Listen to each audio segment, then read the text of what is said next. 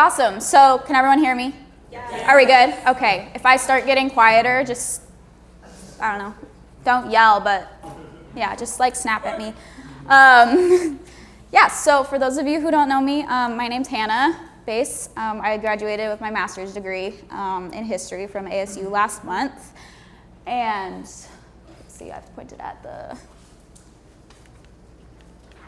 there it is. I think I was pressing the wrong button, sorry.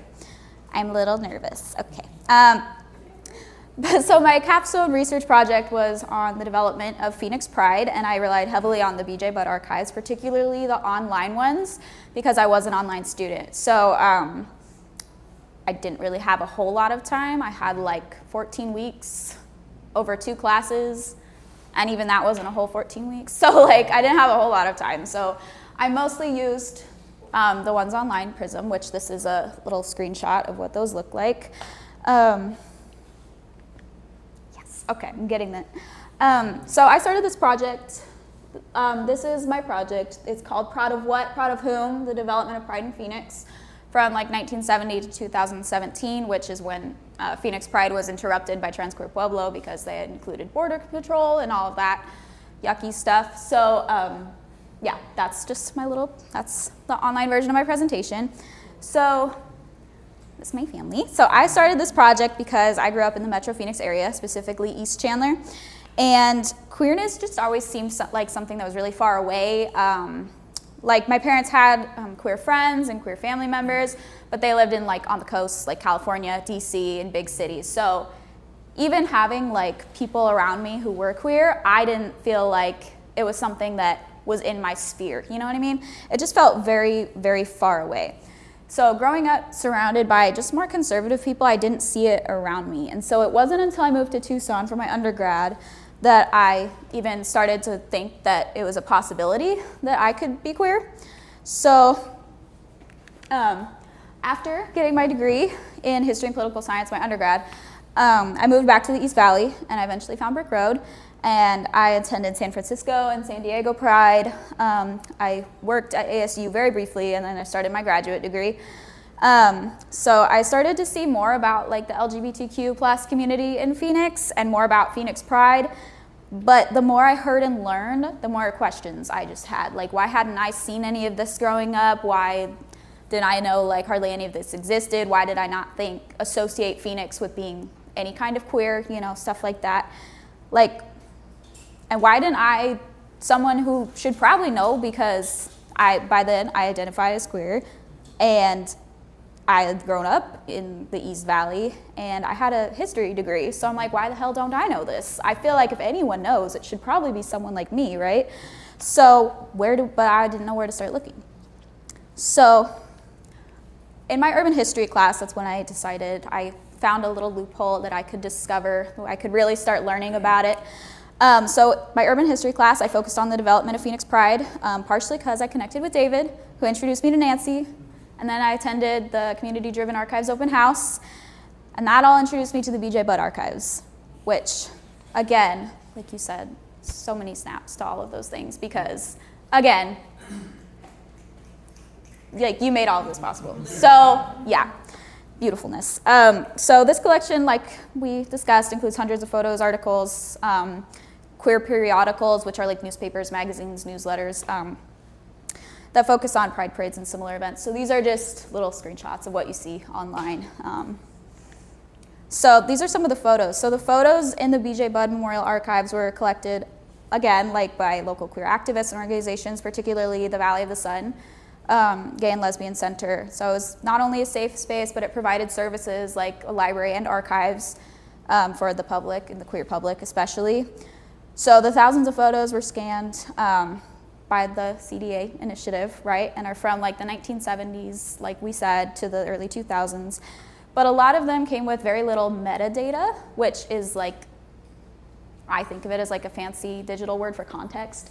That's just how I think of it. So metadata and context can be like the photographer, the location, the date, what event it's at, who's in the picture, what do they do, like who were they in the community, all of that stuff. So the lack of metadata makes research just a lot more difficult because there's a lot of puzzle pieces missing, right?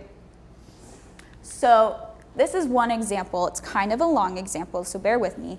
But so this is a photo from the archives that I used in my research in my little like presentation that I had to do. I came to a tentative conclusion guess that it's likely, I mean, it's Pride Festival, right?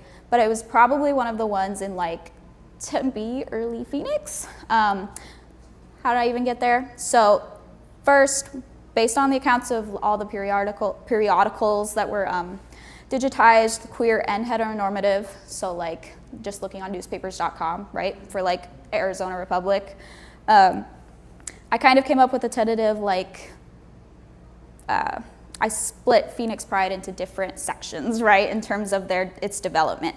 So I organized it into like roughly 5 sections, starting with the 70s to 1980, and then for each of these little sections, I have one of many articles I used to like kind of corroborate my decision to add them to these sections, right? So this first one is from Arizona Gay News, June 23rd, 1978. So this one, Arizona Gay News was actually very much also based in Tucson, as we can see here. It wasn't just central Arizona, it was central Southwest. But this one tells us about Gay Pride Week of 1978. It cites that it was the second of its kind in the state, and it gives us a lot of really awesome information. Like that, again, this is really cool because I could do it in a very short amount of time because I didn't have travel time and et cetera, right? So even just online, we can see it says like what we're doing, when it's gonna be there. We're gonna have a service on McDowell Road from 1 to 7, like all these kinds of things that show us, you know, specifics that can help a lot in terms of finding metadata, right? So then the second kind of really big section is when the gay community started marching on the Capitol. So like we said, BJ Budd was a co-organizer of, at that time it was the Phoenix Lesbian and Gay Pride Committee, so the I could not say that in my little presentation. I was like, the organization, because I can't say it. But so she co-organized it with Kirk Baxter, who is still around, and also was a big, you know, in ACT UP and all of that stuff. But so they started organizing marches. So the first march is, again, on, like, in 1981. That's when it's cited. So this one is from the Western Express, which is another queer gay periodical, right, that shows news and stuff. And they're explaining, again, why they're marching, where they're marching, when, all of that good stuff, start times, path, organizers. Like, it tells us like where they went. Pretty cool. So then, I'm almost done. This one is from the Arizona Republic. I feel like you can tell based on the title. It's so funny because even now I was like, you know, you would think maybe it could mean like, okay, so they brought, you know, maybe like gender fluid people or like people who are like sexually fluid. No, they mean straight people. So they're like, straights can come, woo, which I think is really funny. Yeah, so. Yeah, but so even though we have to like read in between the lines a lot with these kinds of articles, right, they're still really helpful because they still give us that basic information of like when, where, kind of why-ish. Again, you have to read in between the lines a lot more, but like we also learned, they did have a lot of photographs and stuff, and that helps a lot too, figuring out like other metadata, you know? So this one is from 94. So this section is when the festivals, the parade thing, Pride, was held in Tempe. So it was held in Kiwanis Park. And also I think this one was in, Tempe Diablo Stadium. So quiet time for some gay periodicals because it's also fun fact. This is when the Pride organization that is now Phoenix Pride changed its name to Arizona Central Pride, kind of trying to like detach themselves from Phoenix a little bit. Didn't work, they went back to Phoenix. Tried to fix that, so sorry, it's really blurry. Anyway, so this last is like, this isn't the last one, sorry. This is the second to last like little section that I just found for the purposes of this. For my like other research, I divvied it up more, but we don't need to do that here, so it's fine. So they moved back to Phoenix. There was a parade for the first time to commemorate the marches and keep that going, because in Tempe, again, it had started becoming like open to straight people and just a little bit like, what is this again? You know? So this from Heat Stroke, which was another, again, gay periodical. A lot of them were published bi-weekly. But so this one's from 1998. So it's talking about the first year that it's back in Phoenix, how it's hopefully going to be bigger, because as we said, they were getting pretty big, in especially the late 90s. So yeah, again, tells us like where, when, why, all of that good stuff. And then, again, these are also from the Arizona Republic. So just to kind of give another like final time period in terms of where prides were held, this one was, it's back in Indian School Park, which is where it's held now. So it was in April for a while, but now it's in October, right? Right? Yeah. I was like, did I mix that up? No. But yeah, so I just put this in a really broad section because the periodicals, I mean, the BJ Budd Memorial Archives pretty much go to about 2000, right? So it's not like, there's not a whole lot, there is stuff, but there's not a whole lot. So again, filling in the gaps, using heteronormative stuff, but so. And then also it's really interesting just to see, because I think this one was from, did I write where it's from? Because, no, I don't remember. Where is it? Sorry, okay, yes. So this one is from 2009. So it was $15 in 2009, like 40, 50. It's 60, yeah. So like, it's per day, but that means it's $30 a day, per weekend, right? So, yeah, also very interesting to see that. So, right, exactly, which is part of the problem. But so, all that to say, I told you it was going to be a really long example. Back to that first photograph. So this is some of the official metadata of the first image. That's just like what we have, what we got from, well, what ASU got from the people who donated, right? So this is, because a lot of times when you save pictures, you know what's in the pictures, you know who that is, you know when that was taken, so you just don't always, people don't always write it down, right? Because you know. You're like, I know, they can ask me. But, so since we don't have a whole lot, we have to use basically detective skills to figure it out, like you were kind of saying. So, you know, we know it was like a contest booth at a gay pride festival, probably in Tempe, right? Because the date of creation, which could mean a lot of things, right? Like depending on the organization and what that person says creation is. Like it could be when the film was developed, when the picture was taken, when it was added to the original archives. It can mean a lot of things based on who's doing the work, right? At any given time. So because it was 1994 on the date of creation, it's probably during the time when Pride was held in Tempe, just because that's when it was held in Tempe. And if it's any of the things, it's probably earlier rather than after, right?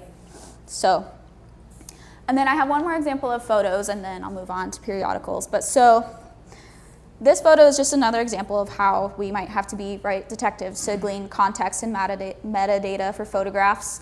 So for instance, we can see the pine trees in the background. Very unique, very weird, probably could find those. We know the plane in the background, that one stuck with me just because then like flight path, if we really, really wanted to, we could figure out where it is, probably based on the flight path. We have posters, we have flags, we could figure out possibly what the protest was, what they were talking about, what the purpose was. And then also just because I think it's cool, doesn't really help in terms of this one, but the gay pride flag has changed throughout the years. So the 6-color, or like, I don't know why, traditional gay pride flag is the 6 colors, which this is. So that could help us. That started being used in '79, I think, because the original one had like hot pink on top and turquoise, and those were too hard to produce. in big amounts. So, but yeah, lots of different things that we could use if we, when we need to. So I mostly use the periodicals in the collection. There's a lot of them, and they're great, which I showed you a lot of them, right? Again, they're from like the 1970s to the early 2000s. And like we said before, they fostered community, kept each other informed. So like we have papers like Lookout, which is like a news organization, right, for queer things, or social media accounts like Them's, organizations like Trans Queer Pueblo, all of that stuff. Then periodicals were created like Sunday's Child, Heat Stroke, Western Express, Arizona Gay News, etc. Were created to just provide the community with information that was dismissed by mainstream media, and also like inform them of events meant to strengthen bonds, right? So Sunday's Child, as we heard, was a periodical newsletter thing written and edited by B.J. Budd, which she started in '77. And so again, not only do the periodicals show what was happening in the queer community, but it reveals like the assumptions of the queer community, as in like how the world treats them, the issues they faced, and the resources and organizations and things they did to, combat that. So in my research on the development of Phoenix Pride, I consulted a lot of the periodicals that were scanned and uploaded, because they gave not only the specifics and the details that I was talking about, but also what was important for my research was the rhetoric they used to talk about their goals and details, methods. So I have a couple examples. This is one of my favorite ones just because it's really awesome. It's cute, it's pink, I love it. Anyway, so this is a clip of B.J. Budd's periodical, Sunday's Child, from June of 1978. So she's also like that first one we saw from Arizona Gay News, describing Gay Pride Week, what it is, why it's happening, when it's happening. I really like this second paragraph because she's talking about all the different reasons that we have Gay Pride Week and why it's in June, even though it's Arizona. We don't have it in June anymore because it's Arizona and climate change. But like there's a lot of different reasons, right? A lot of stuff was happening in June, even in Tucson, which I thought was really awful and interesting. The bottom sentence says Richard Heakin was murdered in Tucson 2 years ago in June when he was leaving a gay bar. So there's just so many details that you can find in these things, and it's really awesome.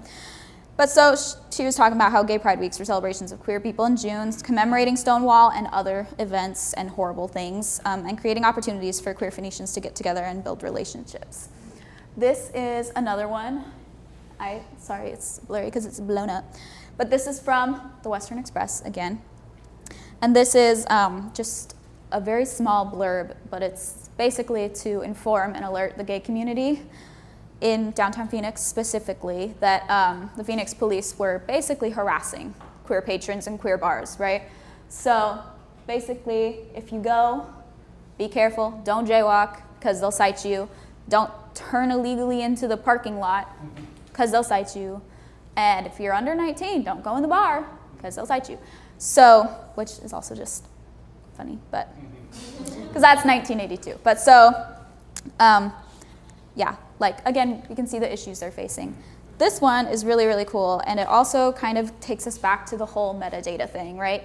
Because a lot, and even like why the Arizona Republic is useful, even when it's gross, I think is a good word. So, because the photographs, they still tell us like probably the event that it's associated with, maybe where it is, maybe someone who's in it, and all of that stuff gives us the metadata on those photographs, right? And then if we have other photographs that look similar, we can compare them, we can see if there's a similar person in them, we can see if the event might be the same, we can do all of that kind of stuff. And so for one to have this many pictures is just really cool, really helpful. I just like it, right? And that was Phoenix Gay Pride Week in '89. So that was the last year that it was like a march held in the historic walk, right? Down Patriots, whatever it's called. I don't know why I can't think of it, but yeah. And so this one kind of takes us, I feel, more into like the future, present, because this one just really stuck with me, right? Especially the imagery, because as we said before, the pink triangle signifies, queer people, essentially, in concentration camps. So it's just really poignant. This is from Heat Stroke, again, which was, I think, more active in like the late 80s, mid 80s, I can't remember, to like the 2000s. But it just kind of shows that in 2000, the queer population here was facing at least similar issues as we are today, because I work in the public schools a little bit. I'm a substitute, but I still work in the public schools, right? And this is still something that like is a little nerve-wracking, right? I remember getting really scared once because I wear like a little lesbian lanyard, because for the kids who know, the kids who don't, they don't know, right? But so many kids have been like, oh my gosh, are you lesbian? Or like, me too, I'm pansexual. I'm like, you know what that means? That's so cool. But yeah, sometimes it's scary. So yeah, once I was in a 5th grade class, really, really quick, promise. I was in a 5th grade class, and one kid came up during recess and was like, there's a rumor that you're gay. And I was like, what? Because 1, that's not a rumor. But also 2, why are you talking about it? Be quiet. This is the first time y'all have been talking about it like this. But so I thought I was going to get fired that day, because I was like, oh my God, because I had to tell them like, hey, we don't talk about people's sexuality, okay? Like, calm down, mind your business. If someone wants to talk to you about it, be nice, okay? And then I got home, I was like, oh my God, 5th graders don't know what sexuality means. I'm going to get fired. Anyway, so all that to say, there's more research to do, more gaps to fill, especially in terms of, again, queer people of color, non-white queer people, gender non-conforming queer people, because especially in the more popular media that was being circulated in the queer community, that stuff isn't as prevalent. So again, it's there. We just have to dig a little deeper and a little differently and cross-read, right? So a lot of that, I think, can also be filled with like smaller scale history research, including like oral histories, and us archiving our own lives. So a thing on our oral histories, I didn't have pictures of me taking oral histories, so this is kind of examples of my oral histories. So they're really important. They're a really important way to preserve the histories of individuals, their personal story, and the history of their communities. So since I took an oral history course as part of getting my master's degree, that up there, it was my first little oral history interview.